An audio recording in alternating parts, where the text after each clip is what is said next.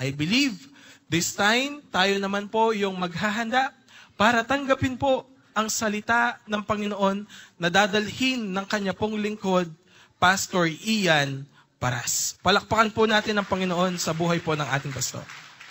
Sige po, mas malakas na palakpak para kay Jesus. Meron pa pong mas malakas na palakpak yan para kay Lord. Hallelujah! Ang Diyos po ay mabuti. Amen po ba? Napakaganda po ng ating pong worship, no po? Especially yung last na lahat ng papuri ay para kay Jesus. Good morning po sa bawat isa. Pakibati po ninyo ang mga katabi nyo. Good morning. Pati na rin po ang mga nasa online.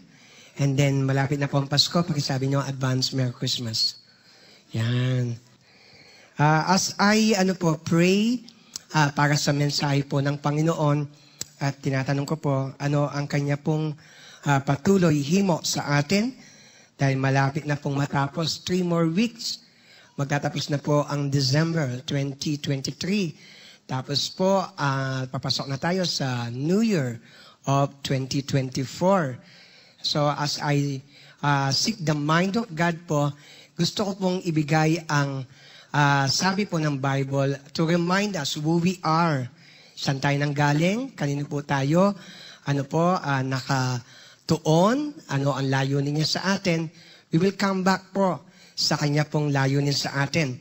Kaya binigyan ko po ng title ang ating pag-uusapan na ito po ay nakalagay po sa ating po na mga screen, Living as God Intended Us.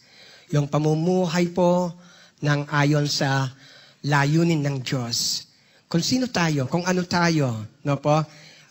Palagi po tayong magbabalik kung ano ang ginawa ni Jesus sa ating mga buhay, kung ano po ang kanya po na pagkilos sa atin po. At gusto ko pong bigyan to ng introduction na tayo po ay ang Iglesia o Church of the Living God. Bought by the blood of Jesus, binili ng kanyang banal na dugo. At ito po ang dumadaloy, patuloy, nag-secure ng ating kaligtasan. No po? So, tayo po ay recipient ng kanyang mayamang habag. Tumanggap tayo ng mayamang habag ng Diyos.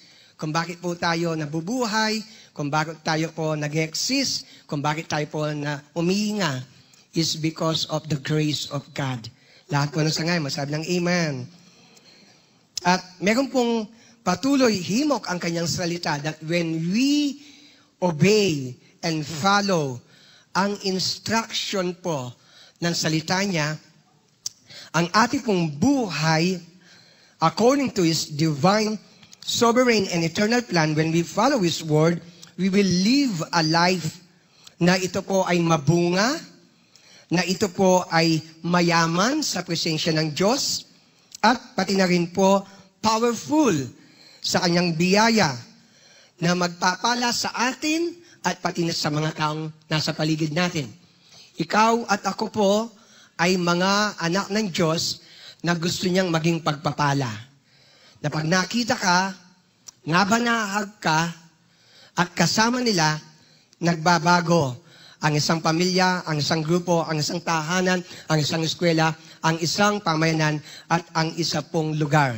Amen. Kaya ang ating pong pag-uusapan is living as God intended us. Pwede po ba tayong lahat ay tumayo at magbigay galang sa pagkabasa at pagbabasa ng kanyang salita? I will be reading from the New American Standard Bible 2020 edition.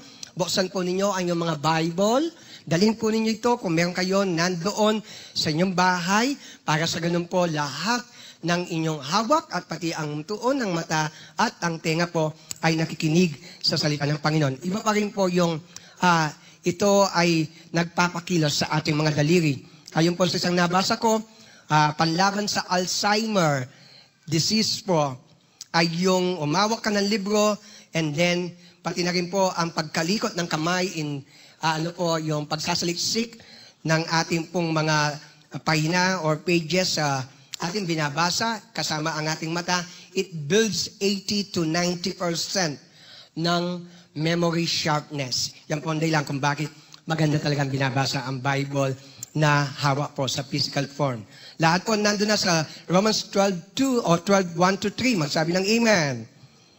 Ang sabi po dito, akin po ang verse 1, sa inyo po ang verse 2. Read it authoritatively, read it humbly, and read it expectantly. The Bible says, therefore, I urge you, brothers and sisters, by the mercies of God, to present your bodies as a living and holy sacrifice, acceptable to God, which is your spiritual service of worship. Verse 2, kayo po?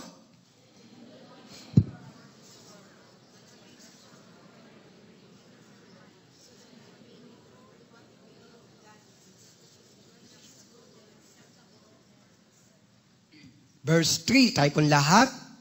For through the grace given to me, I say to everyone among you, not to think more highly of himself than he ought to think, but to think as to have sound judgment, as God hath allotted to each a measure of faith. May the Lord bless the reading of His holy and powerful words. Tayo po'y manalangin.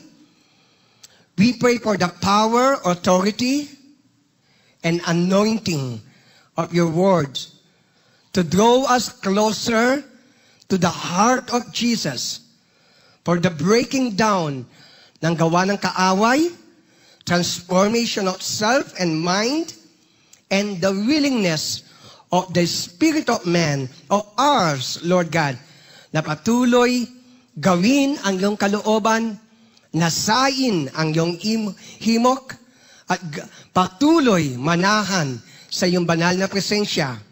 Magpalaya, magpagaling, magligtas, at maghubog, maglinis, at magpalakas ang iyo pong banal at makapangyarihang salita sa magitan ng patnubay ng Espiritu Santo.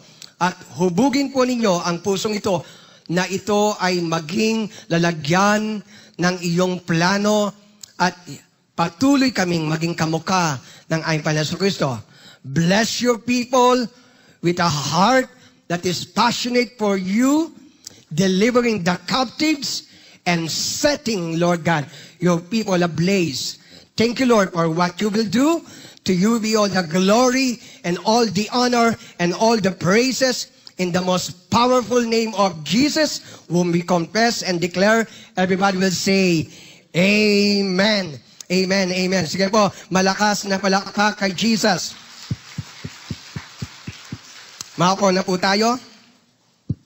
Gusto kong basahin ito muli sa two translation of the Bible.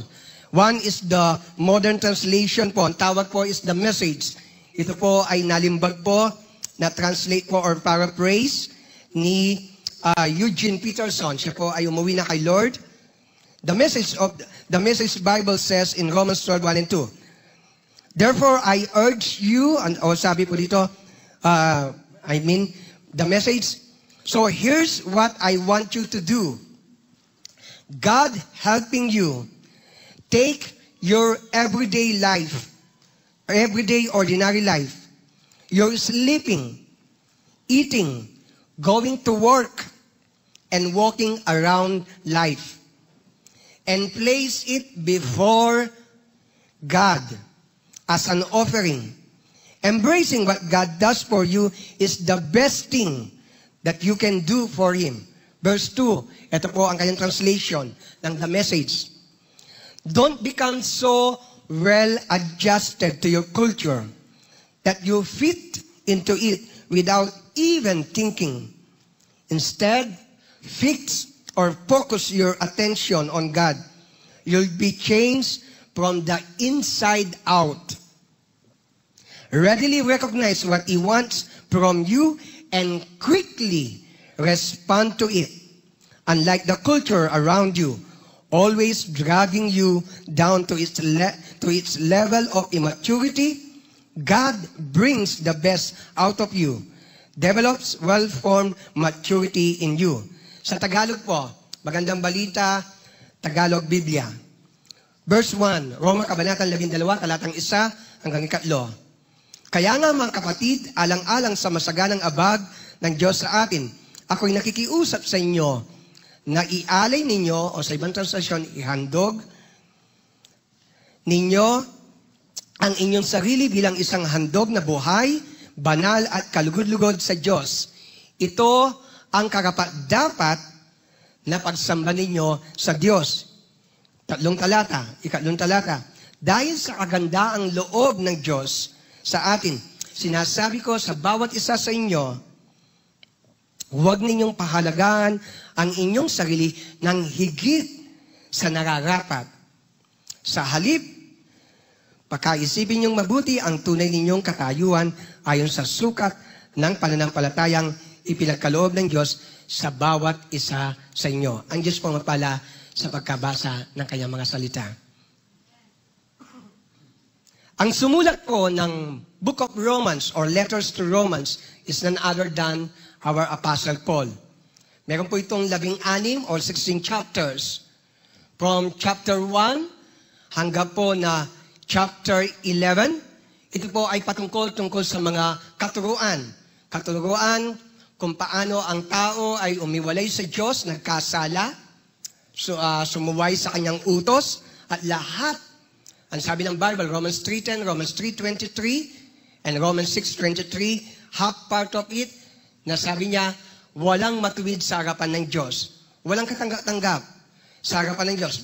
Whether ito ay Hudyo na tutok at dead set na gawin ang kautusan at pinagmamalaki ang Book of Moses, which is Genesis to Deuteronomy, at whether ito ay isa pong pagano, kamukha natin, because we are not Israelites, consider tayong pagano, Gentile, walang Diyos, kahit na merong konsepto ng Diyos.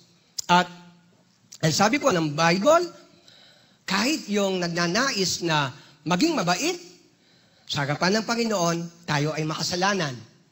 At ang produkto ng kasalanan, Romans 6:23, ang sabi po ng Bible, yung unang bahagi, that the wages of sin is death. At ang death doon ay hindi physical, 6 feet below the ground na death lang, kundi ito ay spiritual death, pagkalayo sa presensya ng Diyos at tatanggapin ang kanyang parusa. Ngunit, the gift of God sa ikalawang bahagi is eternal life in Christ Jesus. Pinakita ko doon na ang tao, tayo yun, kung wala ang kahabagan ng Diyos, papunta po tayong lahat sa impyerno. Whether ito ay makasalanan na pagano, makasalanan na modern, makasalanan na intellectual, makasalanan na mayaman, makasalanan na mahirap, makasalanan na may posisyon, makasalanan na hindi kinikilala ng lipunan. Lahat ay nagkasala. At magpatuloy po tayo sa pagbabasa. Ipinakita rin po ni Pablo from Romans chapter 9 to 11 na kahit, o kaya po mula sa Romans 5:18, ang sabi ng Bible that while we were yet sinners, Christ died for us. Imagine that. Nung wala pang maganda, mabuti sa ating buhay, namatay po ang tagapagligtas sa atin. At sabi nga ng Bible, may mamamatay sa mabuting tao. Pero yung mamatay sa masama, na merong kagalakan at tubusin ka sa pagkasala, kakaiba po yun. At yun ang ginawa ni Jesus sa atin. Di po ba kayo natutuwa na dahil sa mayamang habag at pag-ibig ng Diyos, niligtas kanya at ako? Imagine that. Yung panahon na pinagmamalaki ko, pinagmamalaki natin, oh Lord, hindi naman ako kasing sama ng mga iba. Kaya marapat mo lang akong iligtas. No. Ephesians 2:8 and 9. Nakapaloob pa rin po doon. Hindi tayo naligtas dahil sa mabuting gawa natin. Amen. Pero kinahabagan ka ni Lord. Kinahabagan ako ni Lord. Tapos po, ang kahabagan niya ay naibigay sa isa pong rebelding bansa na for 40 years, pinagtiisan niya mula sa panahon po ni Moses Nasa kanila ang kautusan, nasa kanila ang presensya ng Diyos, nasa kanila ang milagro ng Diyos, nasa kanila ang mga propeta, nasa kanila ang pagipagtagpo ng Diyos. Pero patuloy umiwalay kay Lord. Kinahabagan niya. Yun po ay makikita from Romans chapter 9, 10, 11. At ang sabi po na yung panahon na ang bansang Israel, ito ay tumalikod sa Diyos, nagamit ni Lord ang pagtalikod nila upang ikaw at ako na bansang hentil kumilala sa Kanya. Nagamit ni Lord ang rebellion nila for the moment, ang departure nila for the moment, upang ang planong ikaw at ako ay maligtas. And yet, hindi pa rin tapos ang Panginoon sa bansang Israel. Because ang plano niya mananatili magpakailan pa man. Bakit ko po binanggit yon? Sapagkat ang pinakatema po ng Book of Romans ay ang mabuting balita ng kaligtasan. Na ang mundo na nilikha ni God ay humiwalay sa Kanya, lumaban sa Kanya, nagrebelde, at hindi lang nagtampo, kundi talagang itinakbil siya. And yet, ang habag ni Lord, patuloy po na inahabol tayo. Sa Kanya po na pagbibigay po ng pagpapahayag na sa pansamantala na pagkalimot ng bansang Israel at ang hentil na bansa ay naligtas, kasama ko doon, kasama kayo, darating po ang araw na muli pong matutupad ang kanyang plano sa bansang Israel. At ang sabi po ni Pablo, magtapos po siya sa Romans chapter 11 from verses 33 to 36, sabi niya, kamangha-mangha ang plano niya. Napasigaw po siya, napaawit. Sapagkat sa lahat ng naganap, walang pwedeng magpahinto sa plano ng Panginoon. At dito po pumapasok ang Romans chapter 12. Sabi niya, naranasan ng bansang Israel at patuloy ipinapaganas ng Diyos ang kanyang kahabagan. Hindi lang sa bansang Israel, kundi sa atin. Brethren, ikaw at ako, kung bakit maganda ang buhay mo, kung bakit healthy ka, kung bakit maganda ang narating ng pamilya mo, kung bakit napapabuti ang ating mga karakter, nababago ang ating ugali, dahil sa habag ni Lord. Hindi dahil sa mabuting tao tayo. Hindi dahil sa good boy at good girl ka. Hindi dahil sa may nakita na patuloy, maganda na kondisyon. At sinabi ni Lord, uy, liligtas ko ito kasi ang ganda ng puso niya. It's all because of His great mercy. Amen. At ito po ang dumadaloy sa atin. Kaya nga po, sa pag-aaral natin ito o sa pag-usap natin ito, yamang tinanggap natin ang habag ng Panginoon, yamang naligtas tayo, yamang pinatawad ni Lord ang ating pagkakasala, paano tayo niyan mabubuhay? Ibinuhos ni Lord ang kanyang pag-ibig, ang kanyang biyaya, ang kanyang habag, paano kanyang kikilos? Dito po tayo papasok. From chapter 12 hanggang 16 po, it's all practical and encouragement and greetings. Pero focus lang tayo sa Romans chapter 12 verses 1 to 2. How then shall we live now? Paano tayo mabubuhay? Tinanggap mo ang habag, ang biyaya ng Panginoon. Kasi may mga Kristiyano, ay total, tinanggap ko ang habag ni Lord. Total, pinatawad na ako sa aking mga kasalanan. Okay lang na mabuhay ako na pinagbibigyan ng kasalanan. That should never be. Lahat ng agree, magsabi lang amen. May pagbabago. Meron pong panloob na pagkilos ang Panginoon upang ang palabas na aksyon magpahayag ng kanyang kahabagan. How then shall we live now? Na tinanggap mo ang habag ng Panginoon. Tinanggap ko ang mayamang habag ng Diyos at patuloy itong binubuhos sa atin. Number 1, these are practical things. Tinanggap mo ang Panginoon. Keep reminding ourselves we live because of His great mercy. Patuloy nating paalalahanan, i-remind ang ating sarili, kasi madalas natin po ito nakakalimutan, na ikaw at ako ay nabubuhay dahil tinanggap mo ang kanyang mayaman at dakilang kahabagan. Kung bakit ka maganda ang kalagayan ngayon, kung bakit nagnanais ka na ikaw ay maging kamukha ni Lord, maging mabuting ehemplo, o magkaroon ng puso na magiging pagpapala sa iba, na magiging kakaiba ang iyong buhay. Romans chapter 12, verse 1. Look at this. Therefore, I urge you, brothers and sisters, by the mercies of God. Yun lamang po. Yun muna ang focus. Therefore, dahil nakitanggap mo ang mayamang habag ng Panginoon, dumadaloy ang kanyang kahabagan sa iyo, hindi ang hustisya, kundi ang habag niya, ang isang pusong nagmamalasakit, ang isang pusong merong pagmamahal sa iyo, merong empathy and sympathy sa iyo, sa akin. Sabi niya, kung paano ito ay naranasan ng bansang Israel, na kahit sila ay nagkasala, patuloy ang habol ng Panginoon, magbalik sila sa Kanya. At sa kanilang pagkalimot, naligtas tayo. Nahabag ang Diyos sa atin.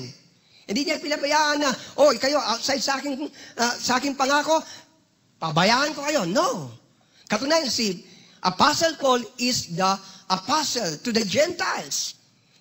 Na ibig sabihin ng Panginoon, na ang kaligtasan ay hindi lang nakasentro sa isang lahi, isang bansa, kundi sa lahat ng bansa na tatawagin niya.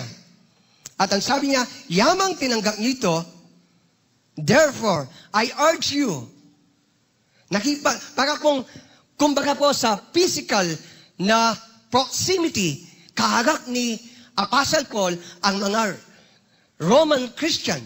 Hindi siya ang pastor ng Church ng Roma. Pero gusto niyang ipangaral ang mabuting balita. At nagkakaroon siya ng connection.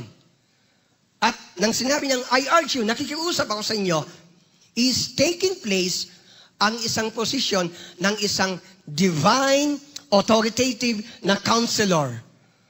Magbibigay ng kanya pong pag-encourage, pagyuyog sa balikat, at sasabi niya, tinanggap niyo ang mayamang habag ng Diyos at nakikiusap ako sa inyo. Parang sinabi, huwag niyong sayangin yon. Sabi po ni Pablo, dahil sa kayamanan ng mayamang habag na naranasan ninyo ng bansang Israel, at pati kayo na bilang mga Romanong, Kristiyanong outside dati sa kahabagan, pero tinanggap niyo sa niya, ngayon nakikiusap ako, remember the mercy of God. Pag nalimutan po natin ang kahabagan ni Lord, magmamalaki tayo. Totoo po.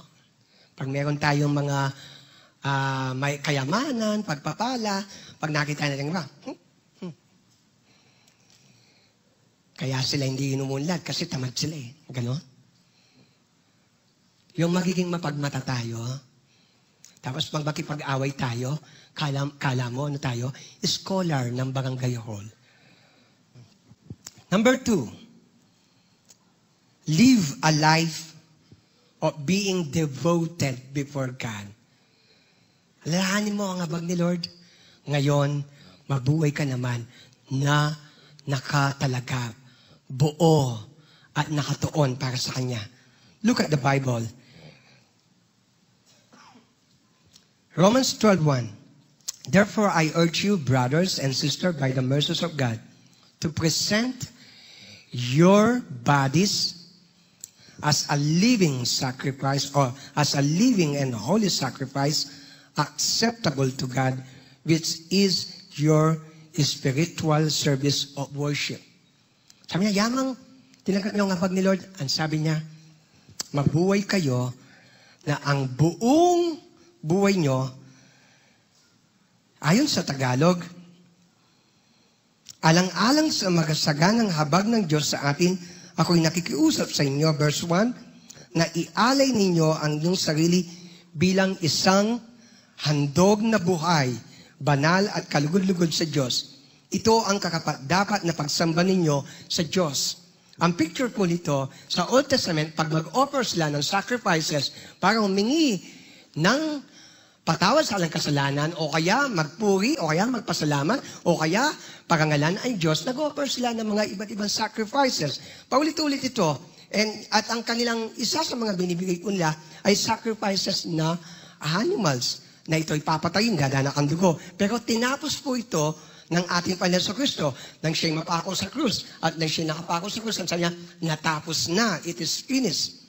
And one time, ngayon po, hindi na animal sacrifices ang inihahandog sa Diyos, kundi ito po ay ang living, buhay na sakripisyo na ating katawan.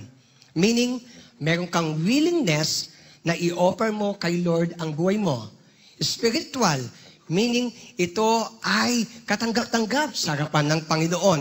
At ang sabi niya, ayon sa mayamang habag ng Diyos, inihiling ko sa inyo, nakikiusap ako sa inyo, ialay ninyo ang iyong sarili.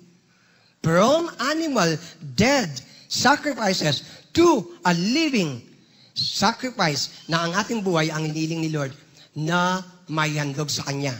Bakit po? Sapagkat sa Romans chapter 6, ang sabi niya na ang member o bahagi ng ating katawan, pag ito ay hindi nahandog sa Panginoon, ito ay nahahandog sa kasalanan.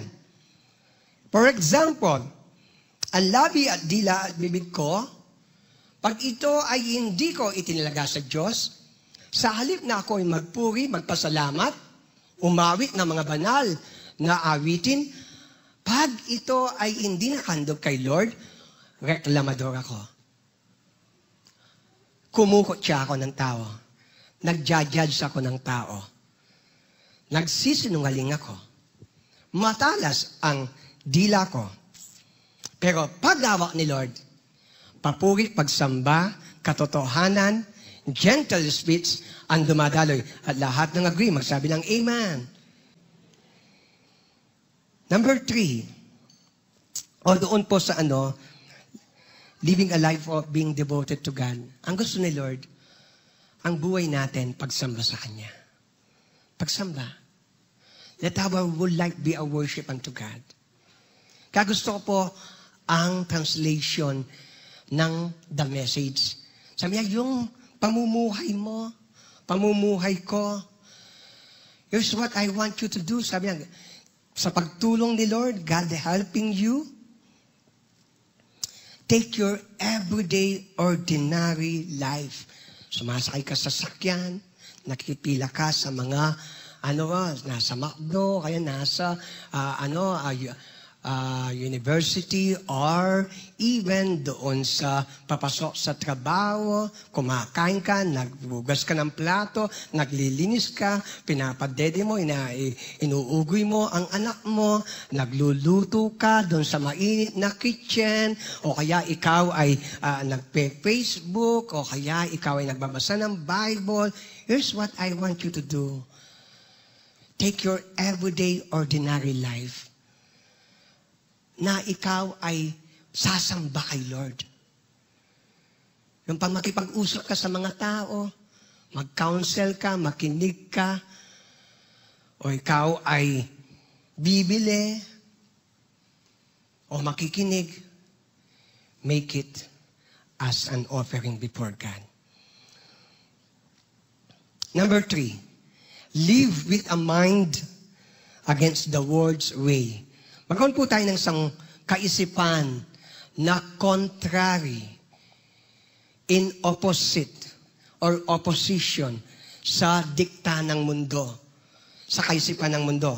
Sabi po ng Bible, Romans 12:2, ikalawa pong salita o sentence, and do not be conformed to this world. Ang sabi niya, huwag kayong makiayon sa dikta ng sanlibutan.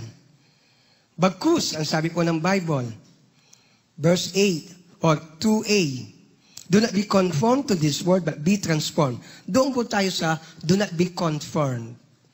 Yung hindi ka at ako nakukuha ng tugtog at sayaw ng sanlibutan upang sumunod sa alang musika. Practicality. Hindi ka magkokompromiso. Ano ang nasa mundo? Kunwari, meron pong tinatawag na Spirit of Christmas. Ang buong atmosphere ng kultura natin ngayon ay nandoon ang pandama, pananaw at kaisipan. Ito ay Christmas season.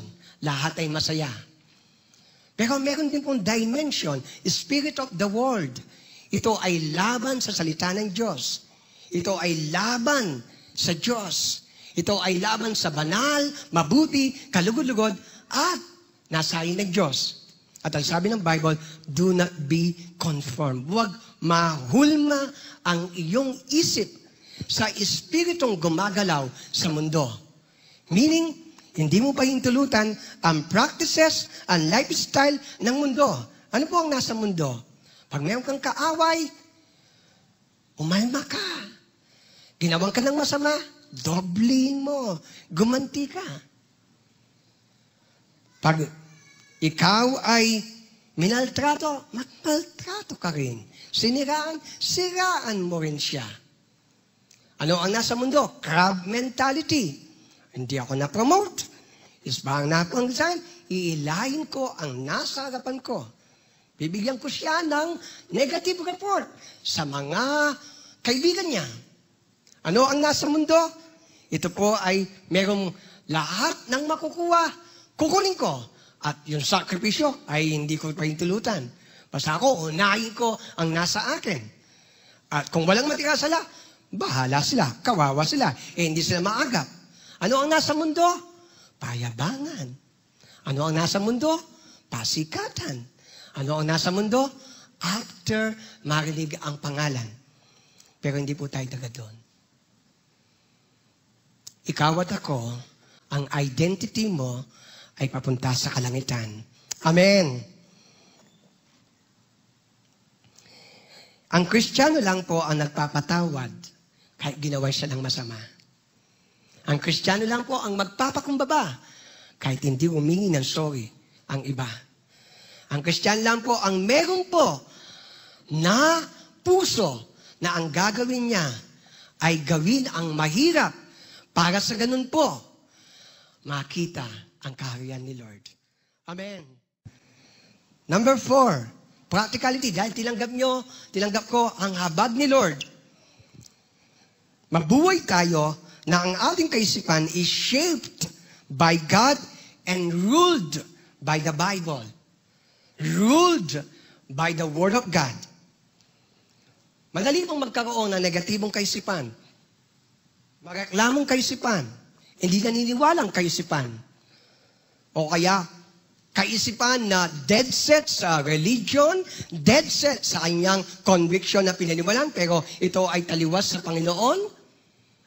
Pero yung magkaroon ka ng bagong isip na willing magpabago, willing magpalinis, willing na ang imahinasyon, ang intellect, ang reasoning, ang will, pangunahan ng Panginoon, ng kanyang banal na salita, upang ang pagtatayo ng prinsipyo sa pamilya, sa bahay, sa buhay, sa anak, sa business, at maging mula sa pagkabata hanggang pagtanda, kamatayan, at buhay na walang gan, iba po ang mind na ang mind na ito ay punong-puno ng salita ng Panginoon. Ito po ang sabi ng Bible.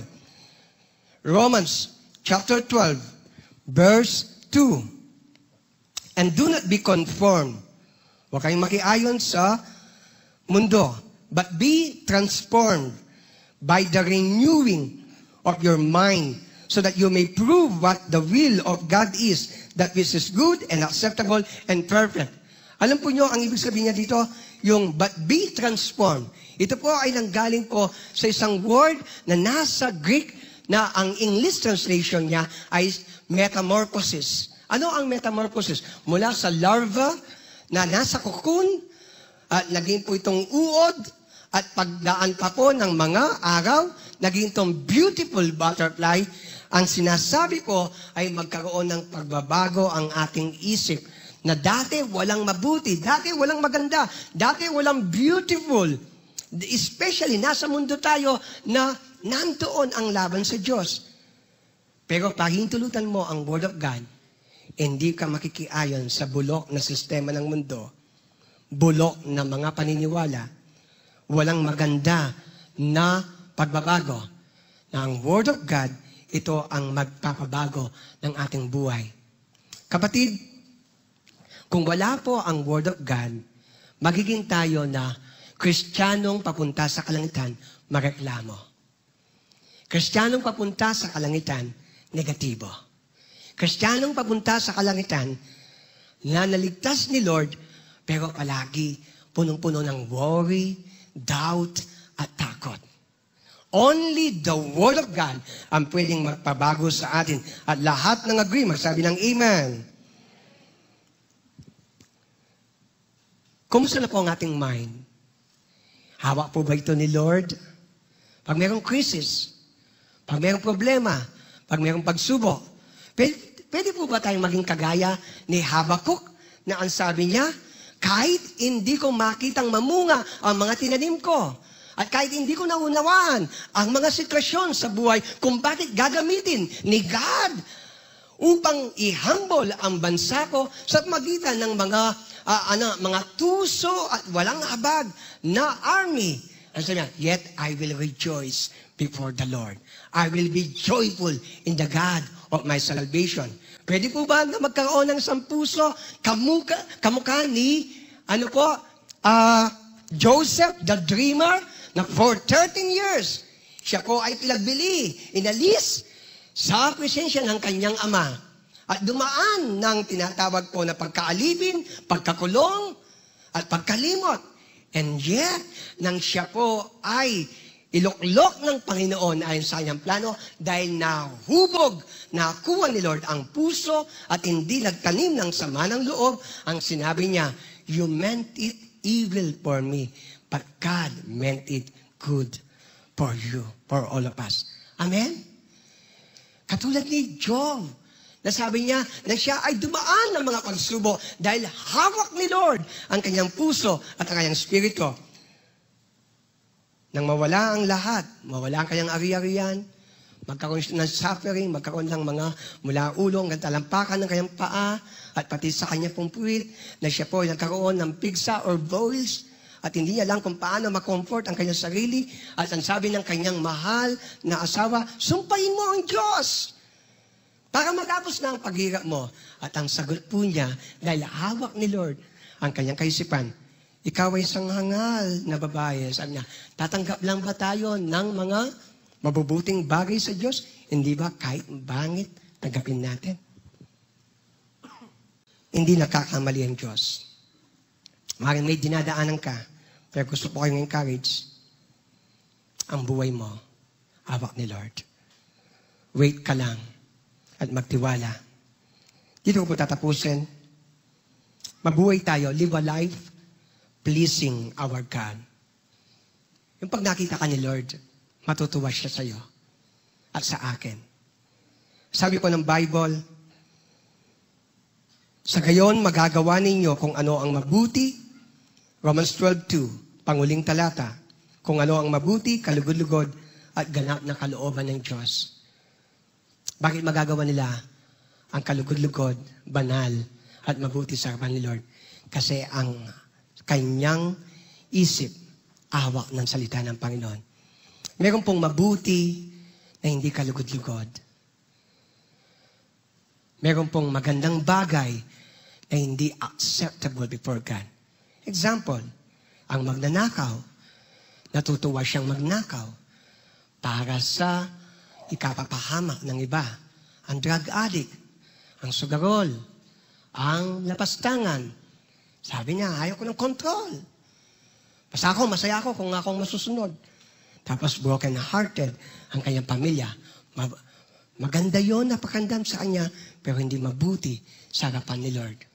Only what is acceptable, good, and karapat-dapat sa Panginoon ang nagbibigay po ng tinatawag na pagpupuri sa Diyos.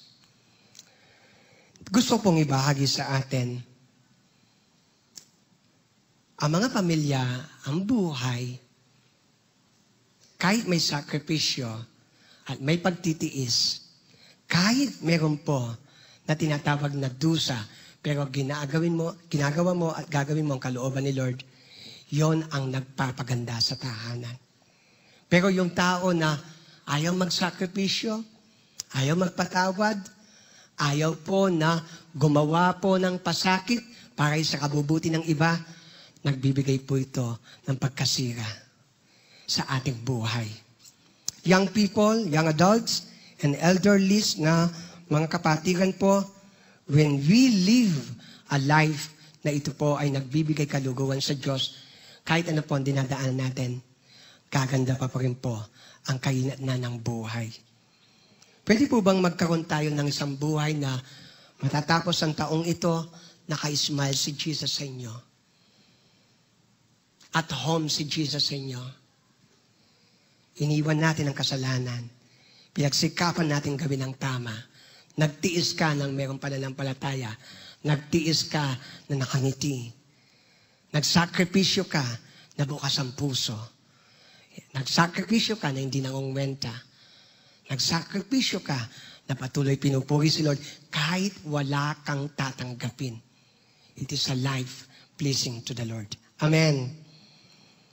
Pag-isipan po natin, hindi tayo magtatapos.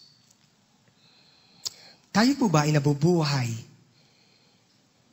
na ito ay base sa kahabagan ni Lord? O dahil ito ay base sa kasalanan? Pag-base ito sa kahabagan ni Lord, magiging maganda ang pakikitungo natin sa kapwa. Magiging humble ka. Magiging gracious ka. Magiging thankful ka.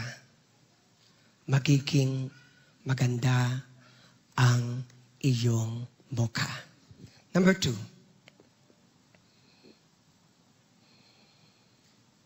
Kung titignan natin ang ating buhay, makikita po ba ito na nabubuhay para sa Diyos?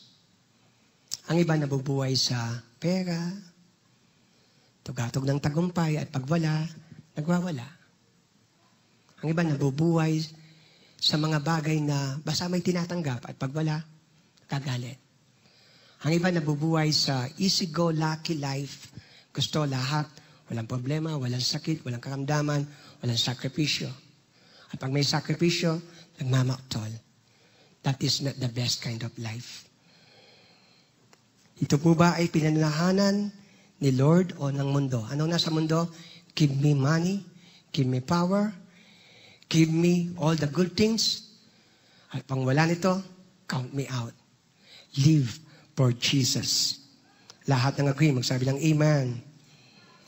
Yung ating po bang isip, it is inubog po, hinulma ng salita ng Panginoon. Pinabago ng katotohanan ng Biblia. Para sa pagtanaw natin sa mga bagay-bagay, whether pagpapala o problema, nakikita mo ang kamay ni Lord. At patuloy sa pagbabago natin, sinasabi natin, because of His grace and mercy. Number 4, para mabago ang buhay, naglalaan ka ba ng panahon para basahin ang Biblia upang baguhin tayo? Pakinggan natin ang Biblia para baguhin tayo at sundin ang Biblia para baguhin tayo. Hindi ka makukuha ng small talk para mabago. Hindi ka makukuha ng mga life quotes, motivational speech, great quotes, o kaya inspirational. Mababago ka lang sa magitan ng Word of God sapagkat ito ay buhay at makapangyarihan. Maglaan ka ng panahon para kay God. Ito po ang prayer natin at prayer ko sa inyo at prayer ko. May our prayer before our God day and night that we will all live a life that is pleasing before Him, and in doing His will until He comes back again in holiness and great power. Malapit na po siya magbalik. Ituon natin ang ating puso, kaisipan, buhay para kay Jesus. And He is worth living and dying for. Lahat tayo po ay manalangin. Saliksikin mo nga ang buhay, Lord. We want our life na ito ay pinupuno ng iyong buhay. Matingkad ka sa amin pong mga puso. Buhay ka na naglalagablab sa aming kaisipan. At sa bawat imahinasyon, Ikaw ang namamayagpag. Ikaw ay pinupuri hindi lamang sa panahon ng pagpapala at kasiyahan, kundi Ikaw ay sinasamba at palagi pong bibigyan ng katapatan lalo't higit sa panahon ng problema, kainahan, pagdurusa. Because your people, Lord, as your servants, have learned how to offer our lives bilang pong isang buhay na handog sa iyo.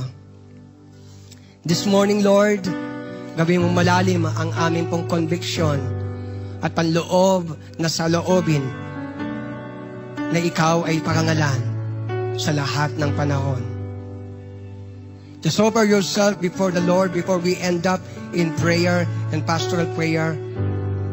Hayaan po ninyo na ihandog natin ating buhay kay Lord. Sa inyo po na nalamig ang inyong puso, specifically for this 10:30 congregation,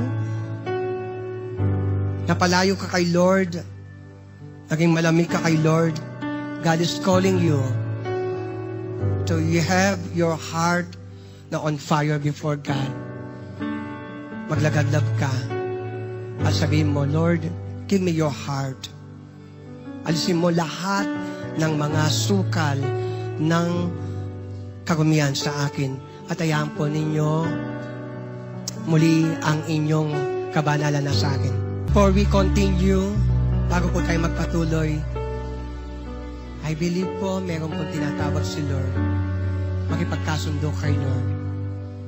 Especially na ikaw nakakarinig na tinig na ito. Yung mga tinatawag nila na makipagkasundo sa Kanya. And then pangalawa po, is a general prayer. You will offer yourself before the Lord bilang isang buhay na sakripisyo na mabubuhay pa kay Jesus. First call, yung mga tinatawag ni Lord, makipagkasundo sa Kanya. Second call is the general call.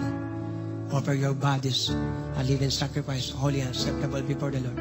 Kung kayo po yun, just stand up in the presence of God at hayaan po ninyo as we worship the Lord, malaya niyong ipagkaloob ang buhay niyo kay Lord. Lahat po ng tinatawag ni Lord na makipagkasundo sa Kanya, you just obey God. Pag kung sinasabi ni Lord, lapit ka sa altar, just come to the altar. And as we worship the Lord, ayan mo, ibigay mo ang buhay mo kay Lord. Dahil po nang gusto lumapit sa altar, just come to the altar, ay pagkasundo kay Lord, and worship Jesus. Sige po, the altar is open, and just worship the Lord. Worship Jesus.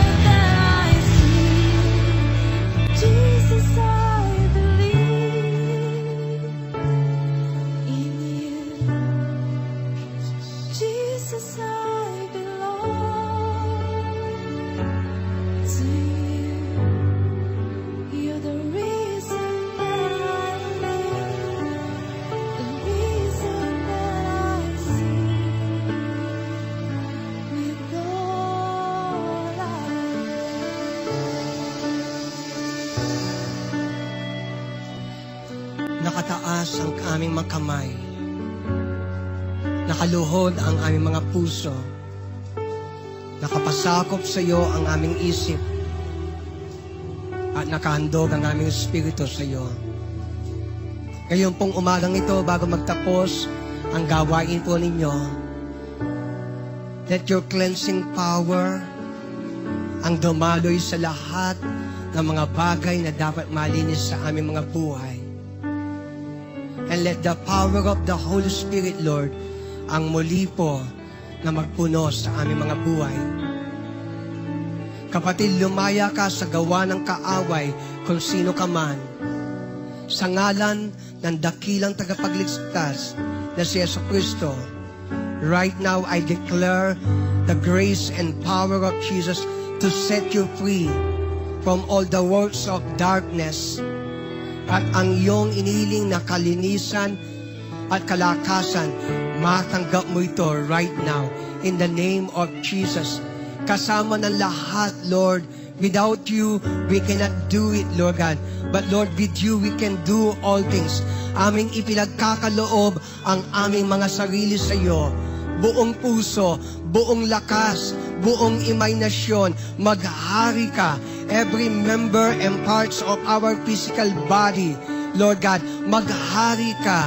At ayahan po ninyo, Panginoong Jesucristo, na ang iyong kadalisayan, ang iyong kabanalan, ang iyong mayamang habag at biyaya, ito po ang mayaman po na bumalot sa iyong mga lingkod. Bless your people, Lord God, mula sa bata hanggang sa pinakamatanda, at muli ang iyong mayamang habag, makapangyarihang presensya at kapangyarihan ng Espiritu Santo ang patuloy bumalot sa iyong mga lingkod. Salamat po sa umagang ito. Ahayo kami na patuloy daladala ang iyong kahabagan, ang iyong pag-ibig, ang iyong kalinisan at kalayaan, at patuloy lahat ng magaganap sa iyo ang papuri. May the love of the Father, may the grace of our Lord Jesus Christ, and the fellowship of the Holy Spirit be upon you all from this time forth and even forevermore. At ang lahat ay magsabi ng malakas na Amen. Amen. Amen. Magpalain po tayo ng Panginoon. Umayo sa iyong habag. Go ahead and represent Jesus. God bless you, church.